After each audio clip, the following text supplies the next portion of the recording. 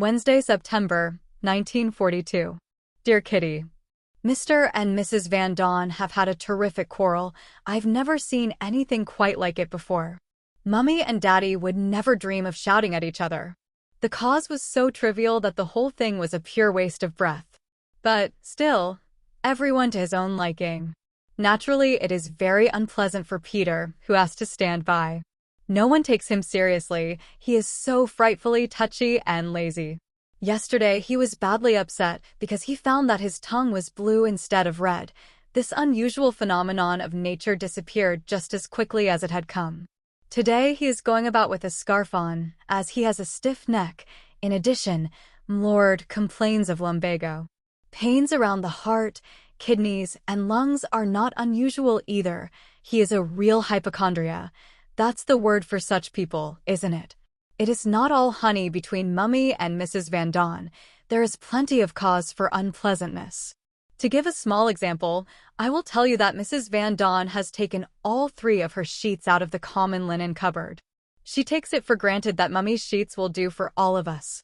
It will be a nasty surprise for her when she finds that Mummy has followed her good example.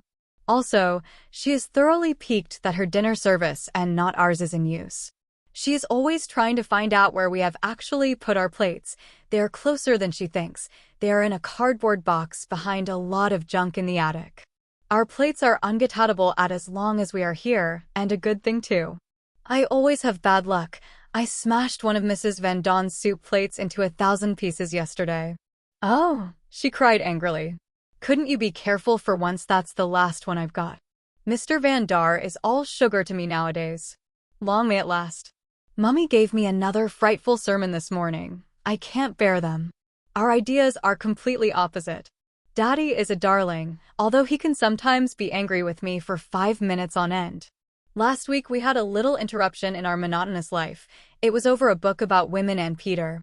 First, I must tell you that Margot and Peter are allowed to read nearly all the books that Mr. Koophuis lends us, but the grown-ups held back this particular book on the subject of women. Peter's curiosity was aroused at once. What was it the 2 of them were not allowed to read in this book? He got hold of the book on the sly, while his mother was downstairs talking, and disappeared with his booty to the attic. All went well for a few days. His mother knew what he was doing, but didn't tell tales until Father found out.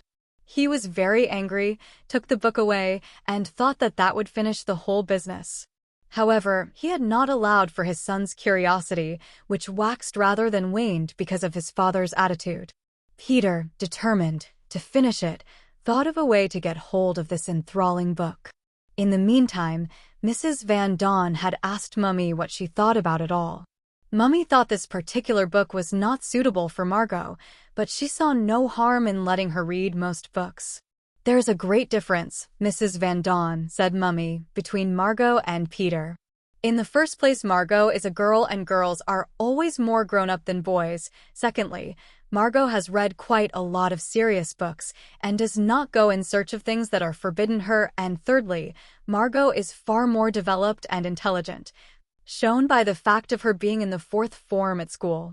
Mrs. Van Daan agreed, but still thought it was wrong in principle to let children read books which were written for grown-ups. In the meantime, Peter had found a time of the day when no one bothered about him or the book. 7:30 in the evening. Then everyone was in the private office listening to the radio. That was when he took his treasure to the attic again. He should have been downstairs again by 8:30, but because the book was so thrilling he forgot the time and was just coming downstairs as his father came into the room. You can imagine the consequences. With a slap and a snatch, the book lay on the table and Peter was in the attic. That's how matters stood as we sat down to table. Peter stayed upstairs, no one bothered about him, and he had to go to bed without any supper. We went on with the meal, chattering gaily, when suddenly we heard a piercing whistle. We all stopped eating and looked with pale, changed faces from one to another. Then we heard Peter's voice, calling down the chimney. I say, I'm not coming down anyway. Mr. Van Daan sprang to his feet, his napkin fell to the floor, and scarlet in the face he shouted, I've had enough of this. Daddy took his arm, afraid of what might happen, and the 2 men went together to the attic. After a good deal of resistance and stamping, Peter landed up in his room with the door closed and we went on eating. Mrs. Van Daan wanted to save one slice of bread for the dear boy, but his father stood firm. If he doesn't apologize soon, he will have to sleep in the attic. Loud protests from the rest of us as we thought missing supper was quite enough punishment. Besides, Peter might catch cold and we couldn't call a doctor. Peter did not apologize. He was already in the attic. Mr. Van Daan did nothing more about it, but I noticed the next morning that Peter's bed had been slept in. Peter was back in the attic at 7 o'clock, but Daddy managed with a few friendly words to persuade him to come down again. Sour faces and obstinate silences for 3 days, and then everything went smoothly once more. Yours, Anne. Monday, September 21st, 1942. Dear Kitty, today I'm going to tell you our general news. Mrs. Van Daan is unbearable. I get nothing but blow-ups from her for my continuous chatter. She is always pestering us in some way or other. This is the latest. She doesn't want to wash up the pans if there is a fragment left. Instead of putting it into a glass dish, as we've always done until now, she leaves it in the pan to go bad. After the next meal, Margot sometimes has about 7 pans to wash up, and then Madam says, well, Margot, you have got a lot to do. I'm busy with Daddy working out his family tree. As we go along, he tells me little bits about everyone. It's terribly interesting. Mr. Koophuis brings a few special books for me every other week. I'm thrilled with the Jupe to Heal series. I've enjoyed the whole of Sissy Van Marksveld very much. And I've read Eens Amersethade 4 times, and I still laugh about some of the ludicrous situations that arise. Term time has begun again. I'm working hard at my French and manage to pump in 5 irregular verbs per day. Peter sighs and groans over his English. A few school books have just arrived. We have a good mock of exercise books, pencils, rubbers, and labels, as I brought these with me. I sometimes listen to the Dutch news from London. Heard Prince Bernhard recently. He said that Princess Juliana is expecting a baby about next January. I think it is lovely. It surprises the others that I should be so keen on the royal family. I was being discussed, and they decided that I'm not completely stupid after all, which had the effect of making me work extra hard the next day. I certainly don't want to still be in the first form when I'm 14 or 15. Also, the fact that I'm hardly allowed to read any decent books was mentioned. Mummy is reading Hieron, Vrouwen and Nekton now, which I'm not allowed. Margot is. First, I must be more developed, like my talented sister. Then we talk about my ignorance of philosophy and psychology, about which I know nothing. Perhaps by next year I shall be wiser. I looked up these difficult words quickly in Conan. I have just woken up to the disturbing fact that I have 1 long-sleeve dress and 3 cardigans for the winter. I've received permission from Daddy to knit a jumper of white sheep's wool. It's not very nice wool, but as long as it's warm, that's all that matters. We have some clothes deposited with friends, but unfortunately we shall not see them until after the war, that is if they are still there then. I had just written something about Mrs. Van Daan when in she came. Slap. I closed the book. Hey, and can't I just have a look? I'm afraid not. Just the last page then? No, I'm sorry. Naturally, it gave me a frightful shock, because there was an unflattering description of her on this particular page. Yours, Anne. Friday, September 25th, 1942. Dear Kitty, yesterday evening I went upstairs and visited the Van Daans. I do so occasionally to have a chat. Sometimes it can be quite fun. Then we have some moth biscuits. The biscuit tin is kept in the wardrobe, which is full of mothballs, and drink lemonade. We talked about Peter. I told them how Peter often strokes my cheek and that I wished he wouldn't, as I don't like being pawed by boys. In a typical way parents have, they asked if I couldn't get fond of Peter, because he certainly liked me very much. I thought, oh dear, and said, oh no. Imagine it. I did say that I thought Peter rather awkward, but that it was probably shyness, as many boys who haven't had much to do with girls are like that. I must say that the refuge committee of the secret annex male section is very ingenious. I'll tell you what they've done now to get news of us through to Mr. Van Dyke, Travis' chief representative and a friend who has surreptitiously hidden some of our things for us. They typed a letter to a chemist in South Zealand who does business with our firm in such a way that he has to send the enclosed reply back in an addressed envelope. Daddy addressed the envelope to the office. When this envelope arrives from Zealand, the enclosed letter is taken out and is replaced by a message in Daddy's handwriting as a sign of life. Like this, Van Dyke won't become suspicious when he reads the note. They specially chose Zealand because it is so close to Belgium and the letter could have easily been smuggled over the border. In addition, no one is allowed into Zealand without a special permit, so if they thought we were there, he couldn't try and look us up. Yours, Anne. Sunday, September 27th, 1942. Dear Kitty, just had a big bust-up with Mummy for the umpteenth time. We simply don't get on together these days, and Margot and I don't hit it off any too well either. As a rule, we don't go in for such outbursts as this in our family. Still, it's by no means always pleasant for me. Margot's and Mummy's natures are completely strange to me. I can understand my friends better than my own mother, too bad. We often discuss post-war problems, for example, how one ought to address servants. Mrs. Van Daan had another tantrum. She is terribly moody. She keeps hiding more of her private belongings. Mummy ought to answer each Van Daan disappearance with a frank disappearance. How some people do adore bringing up other people's children in addition to their own. The Van Daans are that kind. Margot doesn't need it. She is such a goody-goody, perfection herself, but I seem to have enough mischief in me for the two of us put together. You should hear us at mealtimes, with reprimands and cheeky answers flying to and fro. Mummy and Daddy always defend me stoutly. I'd have to give up if it weren't for them. Although they do tell me that I mustn't talk so much, that I must be more retiring and not poke my nose into everything, still I seem doomed to failure. If Daddy wasn't so patient, I'd be afraid I was going to turn out to be a terrific disappointment to my parents, and they are pretty lenient with me. If I take a small helping of some vegetable I detest and make up with potatoes, the Van Daans, and Mevrouw in particular, can't get over it, that any child should be so spoiled. Come along and have a few more vegetables, she says straight away. No, thank you, Mrs. Van Daan, I answer. I have plenty of potatoes. Vegetables are good for you. Your mother says so too. Have a few more, she says, pressing them on me until Daddy comes to my rescue. Then we have from Mrs. Van Daan dash, you ought to have been in our home. We were properly brought up. It's absurd that Anne's so frightfully spoiled. I wouldn't put up with it if Anne were my daughter. These are always her first and last words, if Anne were my daughter. Thank heavens I'm not. But to come back to this upbringing business. There was a deadly silence after Mrs. Van Daan had finished speaking yesterday. Then Daddy said, I think Anne is extremely well brought up. She has learned one thing anyway, and that is to make no reply to your long sermons. As to the vegetables, look at your own plate. Mrs. Van Daan was beaten, well and truly beaten. She had taken a minute helping of vegetables herself. But she is not spoiled. Oh, no, too many vegetables in the evening make her constipated. Why on earth doesn't she keep her mouth shut about me? Then she wouldn't need to make such feeble excuses. It's gorgeous the way Mrs. Van Daan blushes. I don't, and that is just what she hates. Yours, Anne.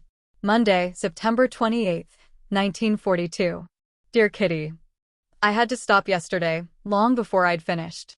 I just must tell you about another quarrel, but before I start on that, something else.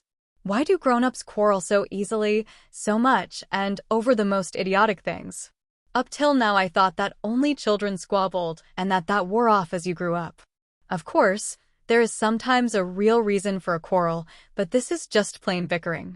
I suppose I should get used to it. But I can't, nor do I think I shall, as long as I am the subject of nearly every discussion. They use the word discussion instead of quarrel. Nothing, I repeat, nothing about me is right.